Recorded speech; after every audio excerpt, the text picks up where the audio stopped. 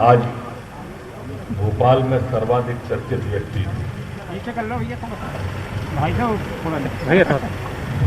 जो इस कोरोना में एक शख्सियत बन के उभरी है चिरायु के मालिक आदरणीय डॉक्टर गोयनका साहब, और आप सबसे आग्रह कि गोयनका के सम्मान में जोरदार करतब ध्वनियों, जोरदार तालियां।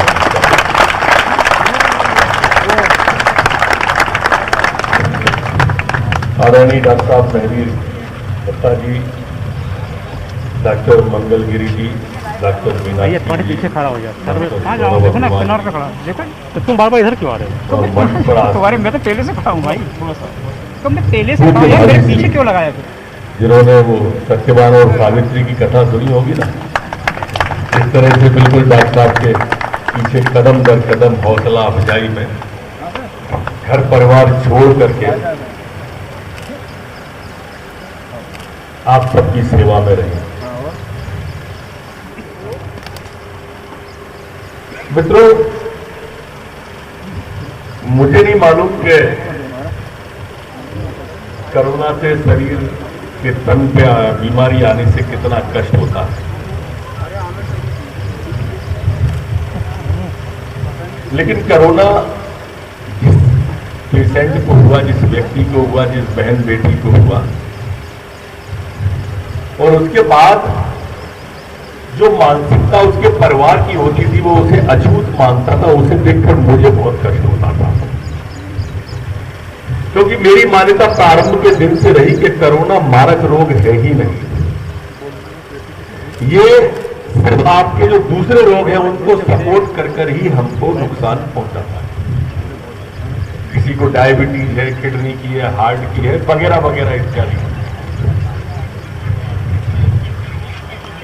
लेकिन जिस तरह से कोरोना शरीर को जिसको भी करता होगा, पर मेरे हिसाब से कोरोना ने मानसिक रूप से लोगों को बहुत नुकसान पहुंचाया।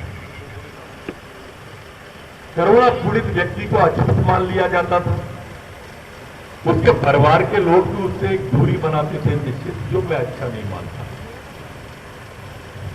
हम भारतीय संस्कृति के लोग हैं। भारतीय संस्कृति के अंदर तो जैसा मैंने भी पूज्य भाभी का उदाहरण दिया, नीलम भाभी का, कि कदम दर कदम साथ आखिरी सांस तक यमराज तक जाने की क्षमता रखने वाला देश है। उसमें अगर लोग दूरी बनाए तो मन आहत और पीड़ित होता है, और ये रोग ही ऐसा था कि इसमें मन मजबूत होना चाहिए। जिनकी रोग रोधक क्षमता, जिनका आत्मबल मजबूत होगा, उनको कोरोना कुछ कर ही नहीं सकता। और इसलिए ये रोग आने के बाद में देखो, महामारियां पहली बार हिंदुस्तान में या विश्व के अंदर नहीं आई। महामारी आती रही है और जाती रही है, सरकारें उनसे लड़ती रही हैं, लेकिन पहली बार महामानव माननीय नरेंद्र मोदी जी ने जनता को लड़ने के लिए प्रेरित किया, और जनता ने इस लड़ाई को साथ में लड़ा। कभी थालियां बजा के, कभी शंख बजा के, कभी उन्होंने दीपक जला के,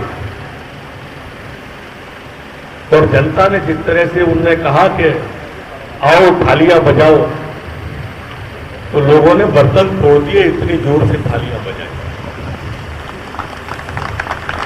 उन्होंने आत्मबल बढ़ाने के लिए, एकता दिखाने के लिए घर की बालकनी में आओ, छत पर आओ, माननीय प्रधानमंत्री मोदी जी ने कहा, तो लोगों ने दिवाली मना दी। उस दिन दिवाली पूरे भारत के अंदर और इतने दिए देश के अंदर जला दिए,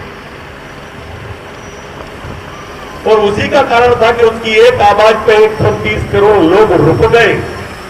और वो जो लॉकडाउन हुआ, जनता कर्फ्यू 22 मार्च को पहली बार हुआ, उस 22 मार्च के कर्फ्यू ने आज स्थिति देखी कि हम सबसे सुरक्षित हो गए। आज जो आप सब यहां पर बैठे हो, ठीक होके जा रहे हो चिरायु से, आपको मालूम है भोपाल में कुछ 1300 लोगों के आसपास प्रभावित हुए, और 1300 में से अकेले चिरायु से 1000 से ज्यादा ठीक होके गए। आप रिकॉर्ड है अपने आप। संक्रमितों की संख्या और ठीक होने की संख्या में भोपाल ने अपना एक रिकॉर्ड बनाया, और डॉक्टर गोयनका ने अपना एक सम्मान बनाया, और भोपाल के जनता के दिलों में अपना एक स्थान बनाया। ऐसा नहीं कि मैं यहां पर कह रहा हूं। अभी एक दिन भोजन पर साहब आ गए थे, मैंने उस दिन भी कहा कि डॉक्टर अमर हो जाओ, कहा था कि नहीं डॉक्टर? मैंने कहा इसी तल्लीनता से लगे लेना, इसी सेवा भाव से लगे लेना, मूर्ति लगेगी इस भोपाल के।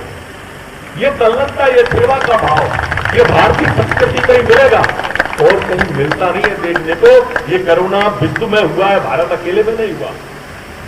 जो सबसे ज्यादा ताकतवर देश था, जो सबसे ज्यादा सामर्थ्यवान देश था अमेरिका, लाखों में पहुंच गई, संख्या में पहुंची लाखों में।